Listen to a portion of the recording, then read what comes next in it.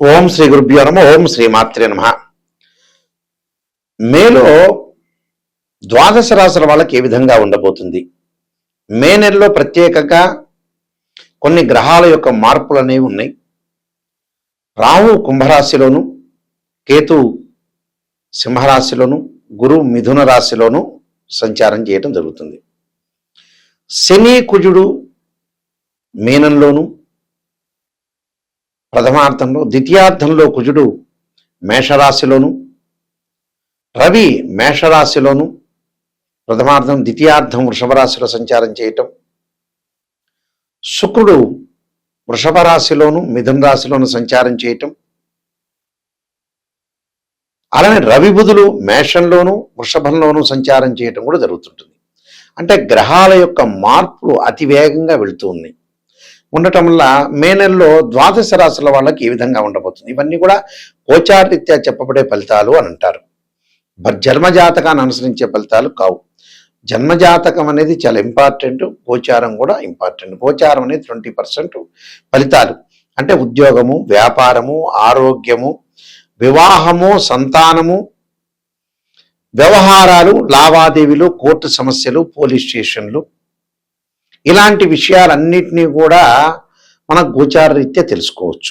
ఎలా ఉండబోతుంది అంటే ఈ నెల రోజుల పాటు మనకి ఏ విధంగా జరగబోతుంది, ఎలాంటి నిర్ణయాలు తీసుకోవాలి, ఎలాంటి ఆరోగ్య సమస్యలు వచ్చే అవకాశం ఉంది, ఎలాంటి ప్రికాషన్స్ తీసుకోవాలి, ఎలాంటి ప్రికాషన్ తీసుకుంటే మనకు మంచి జరుగుతుంది. ఎప్పుడు కూడా జీవితంలో నెగిటివ్ తెలుసుకుంటేనే మనం పాజిటివ్ అవుతాం. పాజిటివ్ తెలుసుకోవటం వల్ల ఏమీ లాభాలు లేవు. నెగిటివ్ తెలుసుకుంటే ఎలాంటి దాన్ని మనం ఎలా ఓవర్కమ్ చేయటం, ఎలాంటి పదార్థం తింటే మనకు లోపం వస్తుంది, ఉద్యోగంలో ఎలాంటి నిర్ణయాలు తీసుకోవాలి, ఆఫీసులతో ఎలా మాట్లాడాలి, వ్యాపార పరంగా మనం ఎలా ఉండాలి అనేది ఆలోచన చేయటానికి ఒక మార్గం ఏంటంటే గోచారం. ఆ మార్గాన్ని మనం అనుసరించి మనం ముందుకెళ్ళానుకోండి, లైఫ్లో మనం లీడ్ చేసినట్టే. దానిలోనే ఒక మ్యాజిక్ ఉంది. కొంతమంది ఈ నెలలో మనం ఈ నెలలో కొంతమంది బంధుమిత్రులతోటి కలహాలు వచ్చే అవకాశం ఉంది అని అంటే వాళ్ళతో తక్కువ మాట్లాడాలి. ఆరోగ్యపరంగా లోపం జరుగుతుంది అని అంటే ఖచ్చితంగా ట్యాబ్లెట్ వాడాలి, భగవంతుడి యొక్క ఆరాధన చేయాలి. అంటే మన లైఫ్ని మనం ఓవర్కమ్ చేసుకోవటం అనేది మన చేతుల్లోనే ఉంటుంది. కాబట్టి ఈ గోచారరీత్యా వీళ్ళందరికీ కూడా ఏ విధంగా ఉందో ఒకసారి తెలుసుకుందాం. తెలుసుకొని మనం ముందుకెళ్తే మనకి మంచి సుఫలితాలు జరగాలని మనం ఆశించాలి. వృషభ రాశి వారికి ఏ విధంగా ఉండబోతుంది మే నెలలో? వృషభ రాశి వాళ్ళకి ప్రధానంగా వచ్చేటప్పటికల్లా శుక్రగ్రహం యొక్క మార్పు వల్ల, గురువు ద్వితీయ స్థానంలో ఉండటం వల్ల ఆర్థిక పరంగా ఉండే లావాదేవీలు అనుకూలంగా ఉంటుంది. ఫైనాన్షియల్ పరంగా డెవలప్మెంట్స్ బాగా ఉంటుంది. ఆ వృత్తిలో వాళ్ళు ఏదైతే చేస్తున్నారో వ్యాపారం, ఉద్యోగంలో గణనీయంగా పురోగాభివృద్ధి సాధించే అవకాశాలు ఎక్కువగా ఉంటాయి. అయితే ఆర్థిక పరంగా, ఫైనాన్షియల్ పరంగా చాలా అద్భుతమైన రిజల్ట్స్ వచ్చే అవకాశాలు ఎక్కువగా ఉంటాయి. అంటే సంపద బాగా పెరగటం, వ్యక్తిగత పరంగా కూడా గుర్తింపు లభించే అవకాశాలు ఎక్కువ ఉండటం ఒకటి. దాంతోపాటు సమస్యల్ని వీళ్ళు ఓవర్కమ్ చేసే అవకాశాలు ఎక్కువ ఉంటాయి. ఆర్థిక పరంగా ఉండే లావాదేవీలు అనుకూలంగా ఉంటాయి. ఎందుకంటే ఈ రాశి వాళ్ళకి ద్వితీయంలో గురువు మంచివాడు, జన్మంలో శుక్రుడు కూడా మంచివాడు. శుక్రుడు వల్ల శుభ కార్యక్రమాల్లో ముందుకు వెళ్ళటం ఒకటి. ప్రేమించిన యువకులు కూడా వివాహం చేసుకునే అవకాశాలు, లగ్జరీ కార్లు కొనుగోలు చేస్తారు, గృహ ఉపకరణ వస్తువులు కూడా బాగా కొనుగోలు చేస్తారు.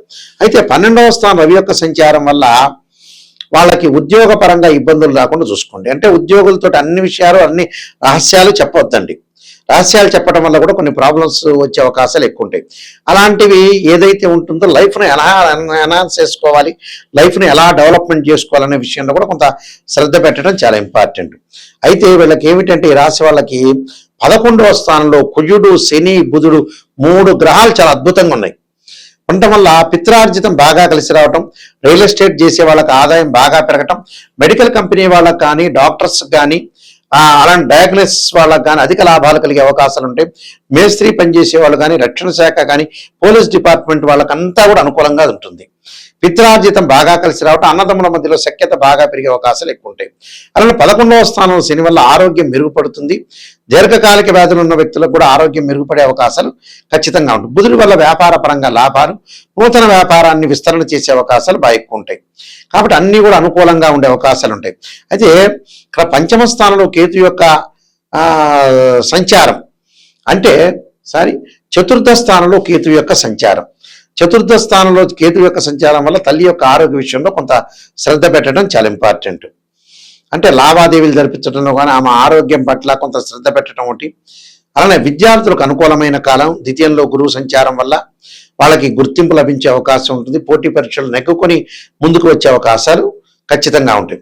అలానే రాహు యొక్క ప్రభావం వల్ల కూడా విదేశాలకు వెళ్ళే అవకాశాలు మెండుగా ఉంటాయి. కాబట్టి అన్నీ కూడా అనుకూలంగా ఉండే అవకాశాలు ఉంటాయి. వీళ్ళకి ఏమవుతుందంటే రవి బుధులు కలిసి ఉంటారు మేషరాశిలో, మళ్ళీ వృషభ రాశిలో కూడా రవి వస్తారు. ఒక ఉద్యోగ పరంగా మాత్రమే కొంత జాగ్రత్తగా ఉండాలి. అంటే ఉద్యోగ పరంగా జాగ్రత్త అంటే రవి వీళ్ళకి 12వ స్థానంలో ఉంటాం, మళ్ళీ ద్వితీయార్థంలో జన్మంలోకి రావటం వల్ల ఉద్యోగ విషయంలో రహస్యమైన విషయాలు, నిరుద్యోగులకు అనుకున్నంత ఉద్యోగం వచ్చే అవకాశం అనేది ఉండదు. కానీ ఆర్థిక పరంగా ఏదో లావాదేవీల విషయంలో డబ్బులు వచ్చే అవకాశాలు అయితే ఉంటాయి. చుట్టాలు బంధువులు సహాయం చేసే వాళ్ళు మటుకు బాగా పెరిగే అవకాశం ఉంటుంది. కొన్ని పరిహారాలు చెప్పబోతున్నా, ఆ పరిహారాలు మీరు పాటించండి, మీకు మంచి జరిగే అవకాశాలు ఖచ్చితంగా ఉంటాయి. ఈ నెలలో వీళ్ళు అనుసరించాల్సిన నిర్ణయాల్లో ప్రధానంగా మనం కొన్ని పరిహారాలు చేసుకొని ముందుకు వెళ్ళాలి. ఎలాంటి పరిహారాలు చేసుకోవాలి అనంటే, ఈ గోచారీత్యా వ్యాపార పరంగా ఉన్న వ్యక్తులు ఖచ్చితంగా బుధవారం రోజున పెసలు దానం చేయటం, బుధుడి యొక్క ఆరాధన చేయాలి. అంటే బుధుడి యొక్క ఆరాధనతో పాటు విష్ణు సహస్రనామ పాలన చేయాలి. ఓ నమో నారాయణాయనం అనే అష్టాక్షరి మంత్రాన్ని చదువుకోవడం చాలా మంచిది బుధవారం రోజున ప్రాతకాలంలో. వాళ్ళ ప్రాతకాలంలో కుదరలేదనుకోండి, ప్రదోష కాలంలో చేయొచ్చు. అంటే వ్యాపార సంబంధమైన వ్యక్తులు మాత్రం. అలానే ఎంప్లాయ్మెంట్ అంటే ఉద్యోగస్తులు ఏం చేయాలి? ఉద్యోగస్తులు ఏం చేయాలంటే అమ్మవారి యొక్క ఆరాధన చేయాలి. అంటే బాల త్రిపుర సుందరీ దేవిని, భువనేశ్వరి యొక్క ఆరాధన చేయటం, అమ్మవారి యొక్క ఆరాధన చేయాలి. దాంతోపాటు సూర్య నమస్కారాలు. సూర్య నమస్కారాల్లో ప్రత్యేకంగా ఆదిత్యాయుధే సహస్ర కిరణాయుధీమే తన్నో సూర్య ప్రచోదయాత్ అనే మంత్రాన్ని, దాంతోపాటు ఆదిత్యాయుధే సహస్రమూర్తాయుధీమే తన్నో భాను ప్రచోదయాత్ అనే మంత్రాన్ని చక్కగా ఉద్యోగస్తులు ప్రతిరోజు కూడా ప్రతి ఆదివారం కూడా 4 ఆదివారాలు వస్తాయి కదా, 4 ఆదివారాలు జిల్లేడు సమిధలు తీసుకొచ్చి మన ఇంట్లో చిన్న హోమగండం తీసుకొని చక్కగా ఓం సూర్యగ్రహాయ స్వాహ అని ఆజ్యం వేయాలి, నెయ్యి వేయాలి. చక్కగా హోమగుండంలో సమిధలు పెట్టాలి, జిల్లేడు సమిధలు ఓ 4-5 పెట్టుకొని ఒక 11 సార్లు ఓం సూర్యగ్రహాయ స్వాహ అనే మంత్రాన్ని వేస్తూ ఆజ్యం వేయండి ఇంటి ముందు. మన ఇంట్లోనే హోమగుండం పెట్టుకొని చక్కగా చేసుకోవాలి, సూర్యుడి యొక్క హోమం చేసుకోవాలి. ఒకవేళ వీలైతే పురోహితులను పిలుచుకొని కూడా సూర్యుడి యొక్క హోమం చేసుకోవచ్చు. సూర్యుడి యొక్క హోమం చేసుకోవచ్చు, అలానే సూర్యుని పూజ చేసుకోవచ్చు, సూర్యుడి యొక్క ఆరాధన చేయడం మంచి. సూర్య నమస్కారాలు కూడా చాలా మంచి.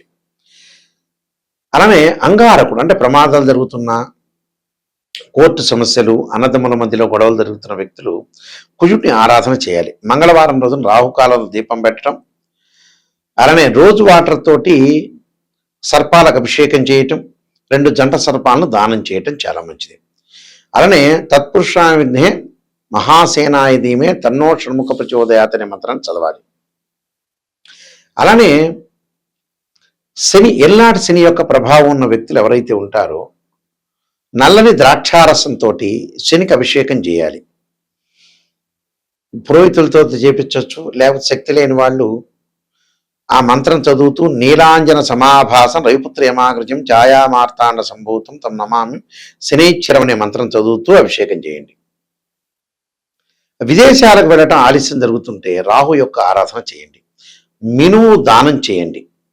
ఇంటిలో చక్కగా అర్ధకాయ మహావీరం చంద్రాదిత్యమర్థనం సింహకాకర్భ సంభూతం తమ రాహుం ప్రణమామం అనే మంత్రాన్ని చదువుకోవటం. వివాహం కానీ అమ్మాయిలు వరపాశుపతాశ్రుద్రాభిషేకం, అఘోర గౌరీ పాశుపతాశ్రుద్రాభిషేకం చేయాలి. అలానే అబ్బాయిలు కన్యాపాశుపతాశ్రుద్రాభిషేకం చేసుకోవడం చాలా మంచిది. అంటే ఇవన్నీ కూడా మానసికంగా ప్రశాంతత కలగాలంటే క్షీరపుత్రాయుధి అమృతత్వాయుధిమే తన్నో చంద్ర ప్రచోదయాత్ అనే మంత్రాన్ని చక్కగా చదువుకోవాలి. అయితే ఏదైనా సరే జాతకాన్ని ఒక ఆస్ట్రాలజర్ని అప్రోచ్ అయ్యేటప్పుడు నెగిటివ్ ఫస్ట్ తెలుసుకోవాలి, ఆ నెగిటివ్ని మనం పాజిటివ్ చేసుకోవాలి. స్త్రీయే లోపం మెరుగుట పెద్ద విద్య, లోపం మెరిగిన వాడే పూర్ణుడవుతాడని అర్థం. దీనికి మ్యాథమెటికల్ క్యాలిక్యులేషన్ వేసి ఒక 16 లగ్న కుండల్ని మనం అనాలిసిస్ చేయాలి. ఏదో అరకొరకు నాలెడ్జ్ గల వాళ్ళు ఒక చక్రాన్ని చూసి రాశిచక్రాన్ని చూసి చెప్పడం కాదు. ఒక అమ్మాయి వివాహాన్ని కానీ నిర్ణయించేటప్పుడు రాశిచక్రము, నవాంశం, భావచక్రం, దశల అంతర్దశలు నిర్ణయం చేయాలి. ఎక్కడ ఉచ్చ, ఎక్కడ నీచ, ఏ గ్రహాలు ఉన్నాయి, ద్వాదశ భావాలకు అధిపతులు ఎవరు, రాశ్యాధిపతులు వేరు, భావాధిపతులు వేరు, అక్కడ ఆ లగ్న కుండల్లో అక్కడుండే గ్రహాలు వేరు. ఈ మూడింటిని అనుసరించి చెప్పటమే జాతకం. మెయిన్ ముఖ్యంగా అంటే త్రికోణాలని, దృష్టులని, ఇలాంటివన్నీ కూడా నాలెడ్జ్, ఆస్ట్రాలజీలో నాలెడ్జ్ ఉన్న వ్యక్తులు ప్రతి వాళ్ళు అనుసరించే విధానం ఇదే. ఈ మధ్యకాలంలో రకరకాల వ్యక్తులు ఫేక్ ఆస్ట్రాలజర్ రకరకాలు ఉండటం వల్ల కూడా మంచి ఆస్ట్రాలజర్స్ కూడా పేరు పోతుంది. అందువల్ల ప్రతి వాళ్ళని మీరు నమ్మొద్దండి. ఆస్ట్రాలజీ పర్ఫెక్ట్గా తెలిసిన వ్యక్తులకే ముందుకు వెళ్ళండి. అయితే మీరు బుక్స్ చదవచ్చు. నేను నెంబర్ ఆఫ్ ఆస్ట్రాలజీ బుక్స్ రాశాను, 15 పుస్తకాలు రాశాను. ఇంగ్లీష్లో 3 రాశాను, 18 పుస్తకాలు రాశాను. అందులో కాలసర్పయోగం అని, కాలసర్పయోగ దోషం, కాలసర్పయోగ చంద్రిక, రాహుకేతులు, ఛాయాగ్రహాలు, స్వప్నశాస్త్ర పరదీపిక, జాతక చంద్రిక, వివాహ మార్తాండము, సర్వదేవతా కోతలు పార్ట్ 1, పార్ట్ 2, పుత్రగణపతి వ్రతము, అలానే ప్రొడక్షన్ ఆఫ్ ఆస్ట్రాలజీ, ఇలాంటి నెంబర్ ఆఫ్ ఆస్ట్రాలజీ బుక్స్ రాశా. ఇవన్నీ కూడా రాజమండ్రి మోహన్ పబ్లికేషన్ వాళ్ళ దగ్గర దొరుకుతాయి. ప్రొడక్షన్ ఆఫ్ ఆస్ట్రాలజీతో సహా అన్నీ కూడా వాళ్ళ దగ్గర దొరుకుతాయి. ఇవన్నీ కూడా నాలెడ్జ్ అనేది చాలా ఇంపార్టెంట్. ఆస్ట్రాలజీ చెప్పేటప్పుడు ఒక మ్యాథమెటికల్ క్యాలిక్యులేషను, డిగ్రీలో క్యాలిక్యులేషన్ చేయటం, అలానే మీరు కూడా నెగిటివ్ అనేది తెలుసుకోవాలి. నెగిటివ్ తెలుసుకుని పాజిటివ్ తెలుసుకుంటే చాలు. ఎందుకంటే మనం ఎప్పటికైనా చనిపోవటం గ్యారంటీ. ఆ ఉన్నంత కాలం ప్రశాంతంగా ఉండాలి, నిజాన్ని తెలుసుకోవాలి. నిజాన్ని తెలుసుకొని మనం ముందుకెళ్ళామనుకోండి చాలా మంచి జరిగే అవకాశాలు ఉంటాయి. ఉన్నన్ని రోజులు, ఎందుకంటే ఎప్పుడో 60 ఏళ్ళకి నేను సంపాదిస్తా, 70 ఏళ్ళకి సంపాదిస్తాను కాదు. మనం ముందుగానే రియలైజేషన్ కావాలి. పిల్లల యొక్క పెళ్ళిళ్ళు చేయాలి, నిజాన్ని తెలుసుకోవాలి. నిజాన్ని తెలుసుకుంటేనే మనం ముందుకు వెళ్ళే అవకాశాలు ఖచ్చితంగా ఉంటాయి. ఖచ్చితంగా జాతకంలో నన్ను అప్రోచ్ చేయవాళ్ళు, నిజాన్ని తెలుసుకునే వాళ్ళు మాత్రమే నాయకంటి మల్లికార్జున శర్మ గారికి ఫోన్ చేయండి. నిజం వద్దు, ఏదో పొగడండి అంటే వేరే ఆస్ట్రాలజీ దగ్గరికి వెళ్ళండి. అలానే నా వెబ్సైట్ www.nayakanti.com, nayakanti.in ఉంటుంది. అలానే స్క్రీన్ పైన స్క్రోలింగ్ అవుతున్న నెంబర్ నా దగ్గరికే వస్తుంది. నేనే ఫోన్ తీస్తాను. మీరు ఎలాంటి ప్రాబ్లం లేదు, అన్ని విషయాలు నాతో చర్చించవచ్చు. ఏదైనా మీ ప్రాబ్లమ్స్ ఉంటే కూడా నాతో చెప్పుకోండి, దాన్ని నేను పరిష్కార మార్గం అనేది చేస్తాను. దాని జాతకం చూస్తాను, ఉన్న నిజాన్ని తెలుసుకోండి, దానికి ఎలాంటి పరిహారాలు చేయాలి, ఎలా మీరు డెవలప్మెంట్ అవుతావు అనేది నేను ఓపెన్గా క్లారిటీ చెబుతాను. నేను చెప్పేటప్పుడు మీరు వాయిస్ రికార్డింగ్ అనేది పెట్టుకోండి. వాయిస్ రికార్డింగ్ పెట్టుకుంటే ఏంటంటే మళ్ళీ రిపీట్గా వినే అవకాశాలు ఖచ్చితంగా ఉంటాయి. ఇలాంటివన్నీ కూడా చాలా జాగ్రత్తగా అనుసరించి ముందుకు వెళ్ళండి. మీరు తప్పకుండా మీ అందరికీ కూడా మంచి జరగాలని, శ్రీ పరమేశ్వరి యొక్క కరుణాకటాక్షం ఉండాలని ఆశిస్తూ సర్వే జనా సుఖినో భవంతు.